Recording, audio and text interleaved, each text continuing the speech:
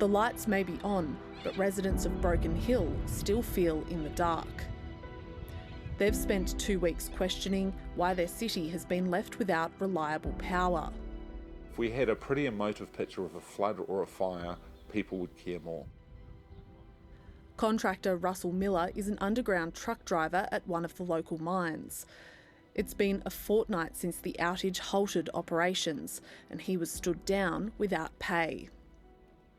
I've been told that I'll be stood down for probably 5 weeks. To be prepared to that. It could be a little bit longer, it could be a week shorter, but $1,500 a week, that's what it cost me.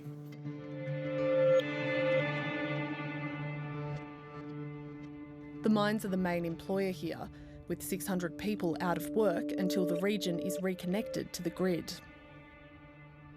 There are 600 other workers who are being stood down through no fault of their own because a national supplier of energy can't do their job properly. The city relies on the employment and income generated by the mines.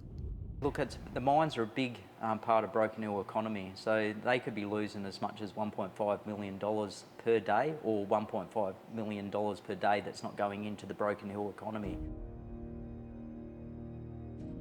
A single power line hundreds of kilometres long supplies Broken Hill's electricity. A massive storm on October 17th brought down 7 of its supporting transmission towers, leaving around 20,000 people without power. One of the city's 2 backup generators wasn't operating and the other failed. There was only one generator that was put under an extreme amount of load. Once that was put under load, that also tripped out, and we were with a situation where some people in town were without power for 48 hours, others just over 24 hours.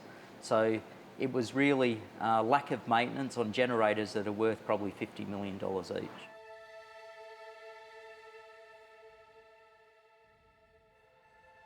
Temporary transmission towers have been built and a patchwork of generators is powering the region. But Mayor Kennedy believes Transgrid, which operates the network, failed to do its job. We're very angry with the management of Transgrid, particularly those making the decisions. Without a doubt, they made the decision not to maintain the generator to save money. And it's put our livelihoods at risk, and it's put Broken Hill to some considerable risk in general. Transgrid says its backup generators are tested every 2 months to make sure they're working. Maintenance was not neglected at a cost-cutting measure. Marie Jordan manages the network and says the second generator wasn't operational after a safety issue was found during an inspection in September. She conceded Transgrid is required to provide backup power, but the risks of relying on one generator were weighed up. When we take a look at the generation we have on site and look at probability of things occurring, we try and make the best call and the right call for the cost to the consumers.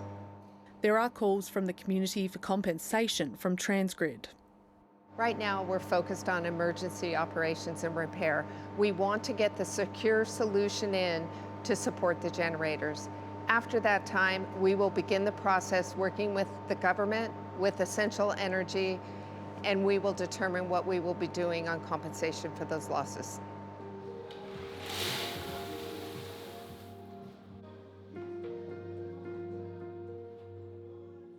This cafe estimates it lost up to $30,000 in stock and revenue during the outage.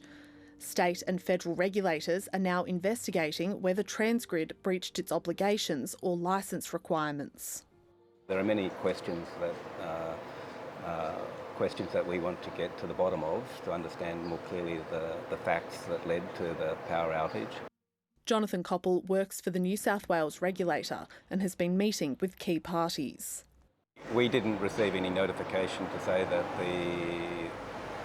that one of the backup generators was not operating. And there have been different messages in relation to when it went down exactly, and so we need to better understand that, and we'll be requiring maintenance logs from Transgrid to help us piece together what actually happened. Fines for any breaches could range from hundreds of thousands of dollars to millions. It's estimated the New South Wales investigation will be complete in 6 weeks. Hopefully, when we develop our report and we understand those facts, we'll be able to recommend whether there are things that can change to avoid such an outage repeating itself in Broken Hill or elsewhere. Transgrid says power could be fully restored by the weekend, but it could be weeks before businesses here return to normal operations. Jerry Lever's engineering workshop gets most of its business from the mines. Envisage another couple of weeks before any work may start flowing from there. So you're looking 4 or 5 weeks in total without any fresh work coming in from the mining sector. And that was a cheaper exercise. He's keeping his workers doing what they can for now.